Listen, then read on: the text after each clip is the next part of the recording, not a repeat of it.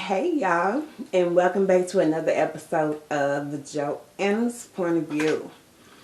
I know I used to crank one of these out a week, and geez, this pandemic situation is really messing me up. It's the hours. I take care of kids all day, every day. I referee kids all day, every day. I prevent murders all day, every day. I just haven't had time. And then there's so much going on, so much things that need to be fixed and repaired. And I'm like, I don't have the energy for it. But yet still, I am here. Because I wanted to talk to you guys and see what y'all are doing. It's a new year. How's it been going? Like, is any of y'all resolution sticking? Hell no. Resolutions. For what? I resolved to not resolve to do shit else all year but wake up every morning, thank God, and take care of my kids. That's it. Anything else that happens that day, it was extra and I'm proud of myself for it. Whatever else happens, it was extra and I'm proud of myself for it. If I go to the store and get groceries, that was extra and I am proud of myself for it. What about y'all? But on another note, I have so many things I want to talk to you guys about. And, you know, I usually talk to you guys about stuff that's happening in my life, in my world, around me. And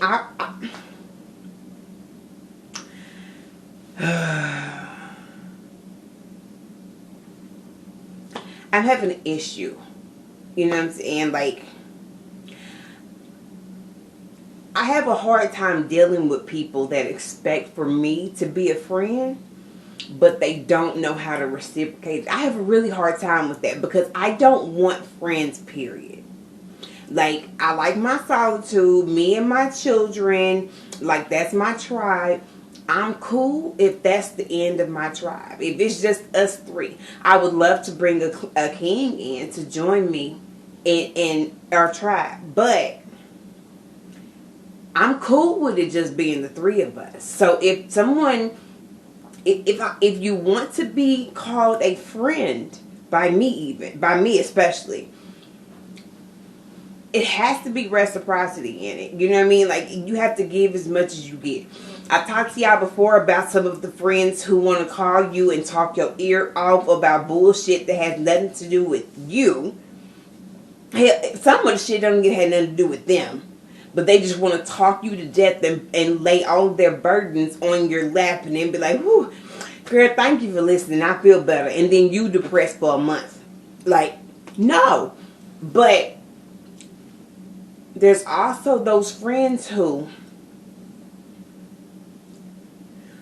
always need something from you. Always want something from you. But there's never any give and take. It's always just take. Hey, do you have this? Hey, do you have that? And there's no give and take. You know what I mean? Like, because I could say, yeah, I have it, but hey, do you have some? Oh, I ain't got it. Like, it be some generic ass shit that most households have. Anything I ask for, you never have it. But you call me for every single thing in your house that's missing.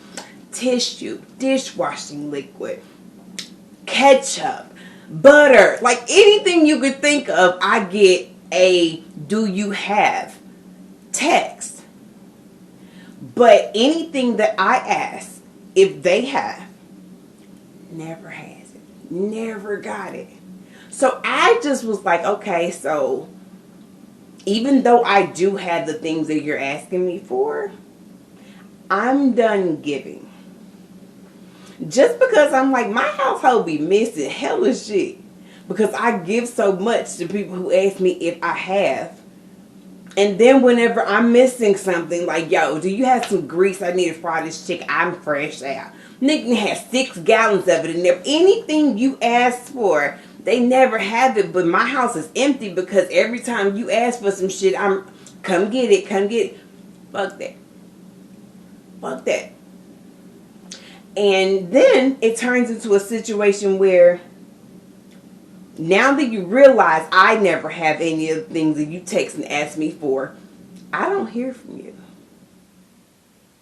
You know, me and my daughter's birthday was like December 8th, December 11th. And there were all kinds of, yeah, I'm broke right now, but when I get it, never happened. Never happened. And right now, I'm carless. My car is fucked up. Engine messed up. Really, it's in my driveway, but that's it. It's just in my driveway. But I'm not tripping. Because everything that I need to do, I can walk to go do. I can get a ride to go do if necessary. And they can deliver. So I'm not tripping. But my friend got a new car. I'm happy. So happy. Because she needs it. You know what I mean? I wasn't looking for it or anything. I heard that she was going to get a new car. I believe she told me. And I was like, well, I hope you do, chick. You know what I mean? You and your kids, y'all need to have a way around. I'm glad for you if you do. So now she has a car, and I'm like, girl, right on. You know what I mean? Like, now you got your car. Because she gets it. You know what I mean? Like, she hustles. She has a job that was, like, across town. And she'd be out there walking to work. And I'm like, that's a motherfucker who gonna get it regardless. You're not gonna be stuck in your circumstances if you're willing to walk across town to work. So I'm like cheering for her. I am positively her biggest fucking cheerleader. I just can't be her biggest fucking supporter. You know what I mean? I can be your biggest cheerleader, but I can't be your biggest supporter. Because I'm not your parent. I have to support 2 kids over here. If I'm constantly giving and I can't get anything in return, my kids are hungry. You know what I mean? My kids is fucked up because I'm making sure you and yours are good. I can't do it anymore. I'm sorry. But that doesn't make me less of a friend. That just makes me more of a, I gotta look out for me in my household, right? So I seen her the other day. She pulls them. She's like, you see my car? I was like, girl, I did. I was like, congratulations. You know, that's what's up. And she was like, I'm getting ready to go to work, but you want to smoke later? I was like, yeah, pull up on me. She's like, already, I'm pull up on you. We're going to smoke. Cool. I ain't heard from her since. So you really just pulled up because you wanted to make sure that I saw you in your car. You wanted to make sure I knew you had a car. But we're friends, though. I want you to have that and so much more. So much more. I want you and your family to have that and so much more. Everything that you add, I don't look at it as a competition. I look at it as like that's something added to the tribe. Because that is a friend of mine. Her family I'm close with the kids. So when I see you elevating, I'm proud of you. There's no competition between us. Unfortunately, apparently, there seems to be some in your head where you feel like you have to let me know that you're doing just a tad bit better than me. And I am like, I want you to be. I really do. Because I'm telling you, when I start getting it, I'm going to add on to my tribe abundantly. Abundantly. So anytime I see somebody improving and adding to their lives and adding to the fruitfulness of their lives, I'm happy. There's no hating. There's no hate in me. But why?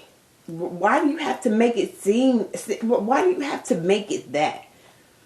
Why? I mean, some of the things that she started to do has kind of sort of started to remind me of another ex-friend of mine. And you know who I'm talking about. The little petty things for no reason. Like, I'm in the house. I don't fuck with nobody. I don't bother nobody.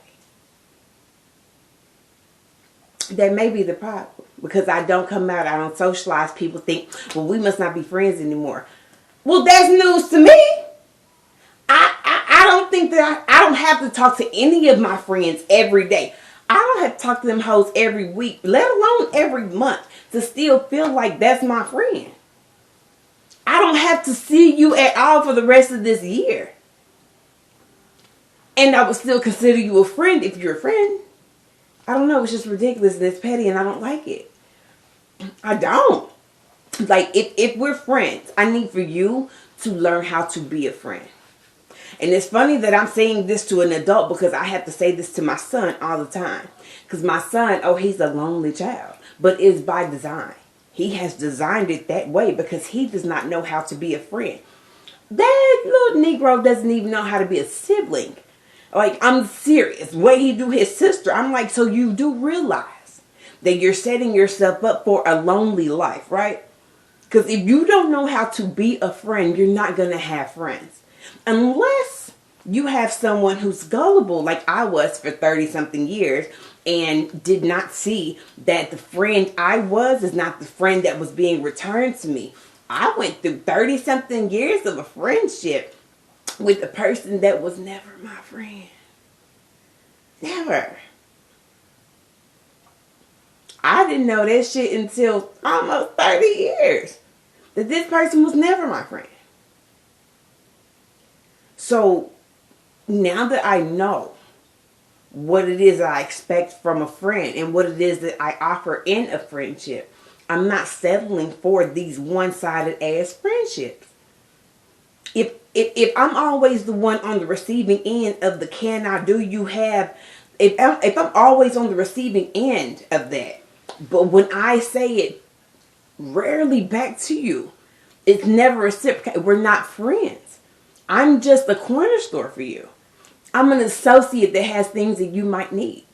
And that is not what I want to be. So I would choose to just not associate with you at all if that's how you feel about me. I don't want your friendship if it's one-sided.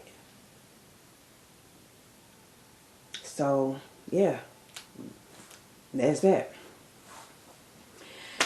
Now,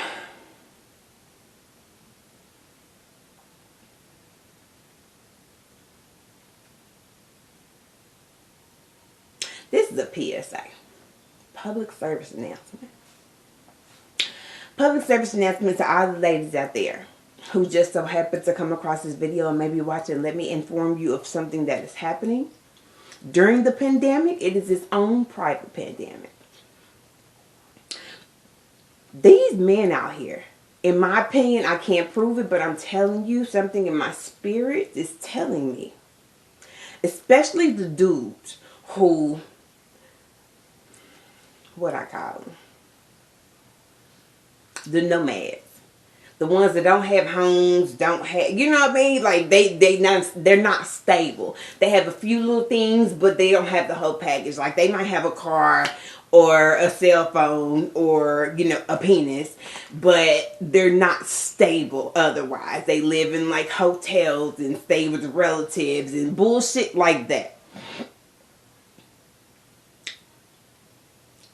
Be careful fucking with them niggas. Now, mind you, I am aware that they are good time fellas.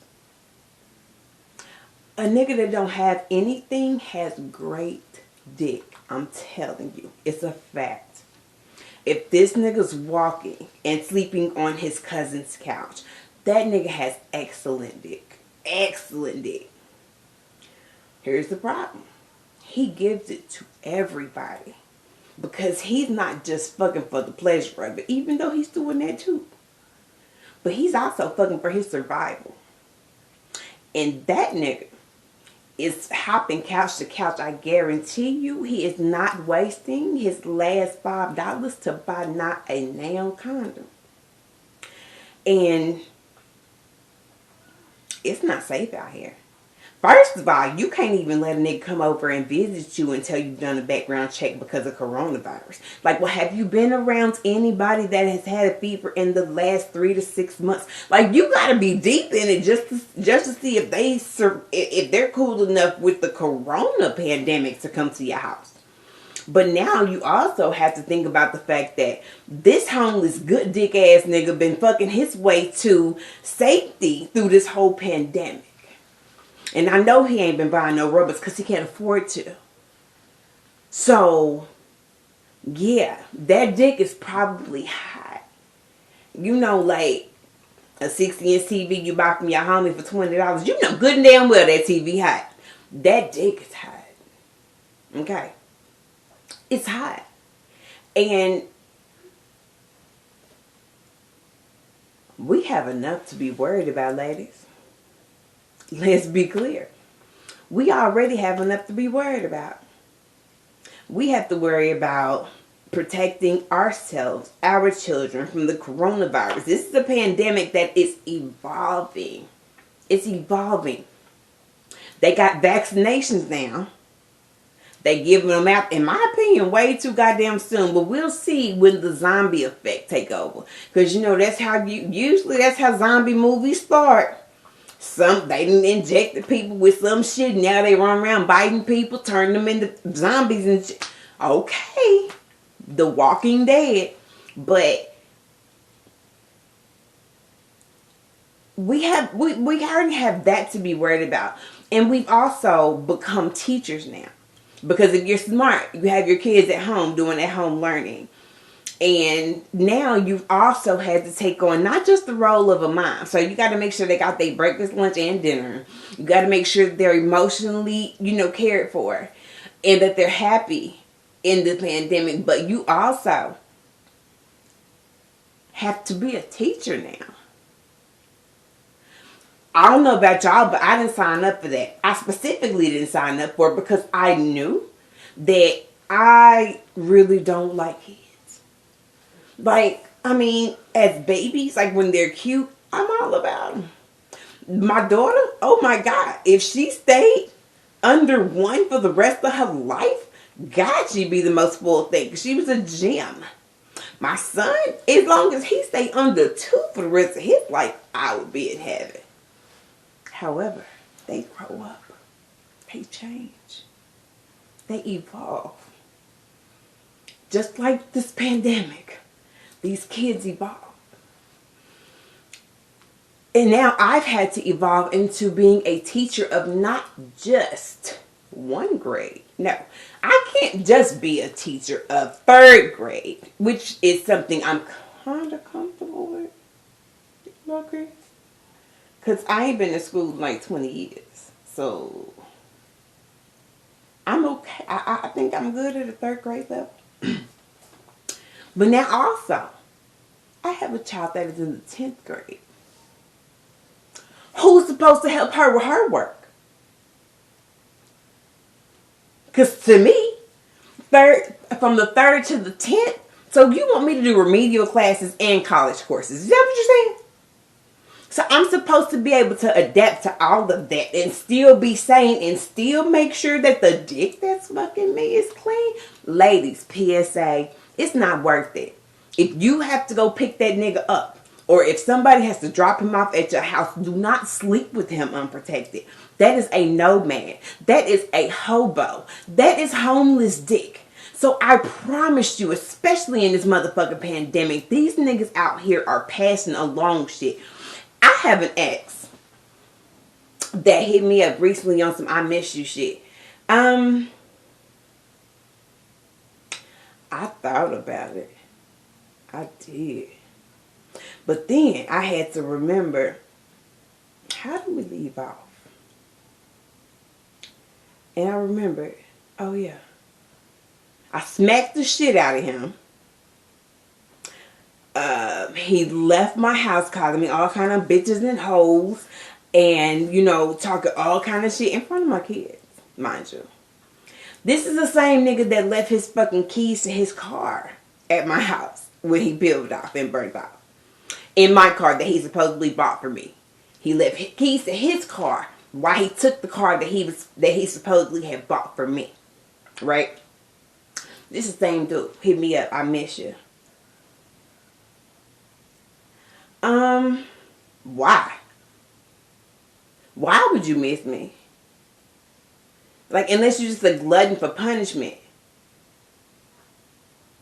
And then he sends me a picture of him nude. And I'm like, it looks good, but I noticed something. I can see both of his hands in the picture. So who took the picture? You sent me a picture of you naked that some other motherfucker took, but he's like, no, I had a camera and that. Bitch, you a motherfucking lie because the picture is timestamped. It has your motherfucking, it has Metro PC. No, it wasn't. Somebody took a picture of you naked. and you got a picture of yourself and shit. Dude, for real? And I know that you are currently still living in hotels and out of your car. I just really feel like the way we left off, he's trying to come down here and fuck me and give me some shit. Because I was like, you know what? His head is right. And the dick is good. So I was like, you know what? Well, come see me then. Because I have, and I told him, because I have condoms. I have enough of them that we can use new every single time. So, yeah, come get it. He was like, condoms?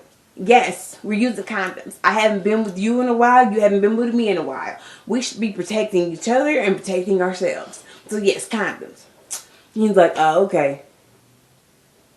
He was supposed to be down here this weekend. I was like, you still coming down here Friday? Nothing. No response. Nigga, that's what it is. Your ass still mad about you having to buy them new motherfucking keys for your car.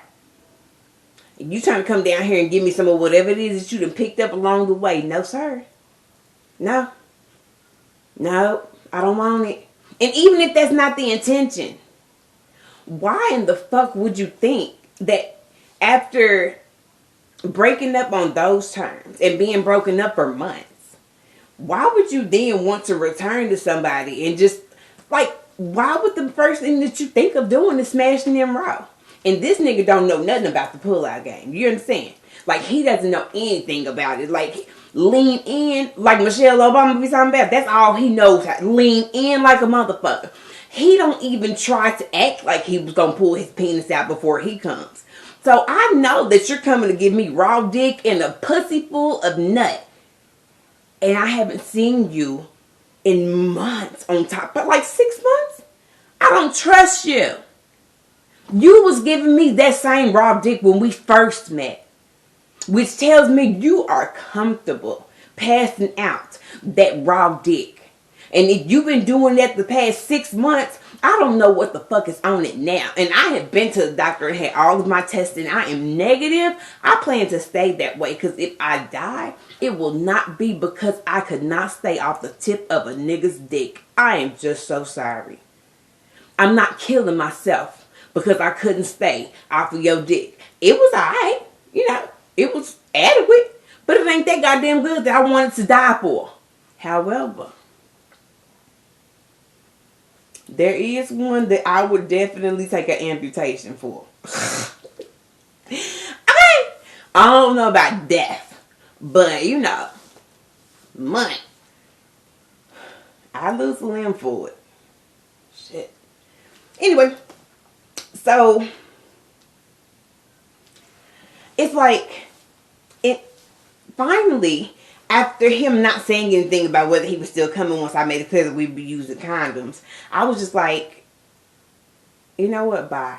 Because that was, and I didn't realize that was the only, social media that I hadn't blocked him on. He was already blocked from all of my pages and stuff like that. So the way that he contacted me was through the one thing that I had just forgot to block. So I went ahead and closed the circle. Boop, blocked that shit too. Because it's like, I can forgive your past, but it's your pattern that I can't fuck with. Like, I can forgive the shit that went on in the past, but your pattern is what I can't fuck with. Because it seems like me forgiving your past would be me approving the future fuckery. The future bullshit that's coming. No. Like, your past I can forgive. But it's your pattern that I just can't fuck with. And I'm going to leave y'all with that. I really seriously appreciate you guys watching my show. I'm going to try to crank out some more soon. I mean, we'll see. Thank y'all for watching.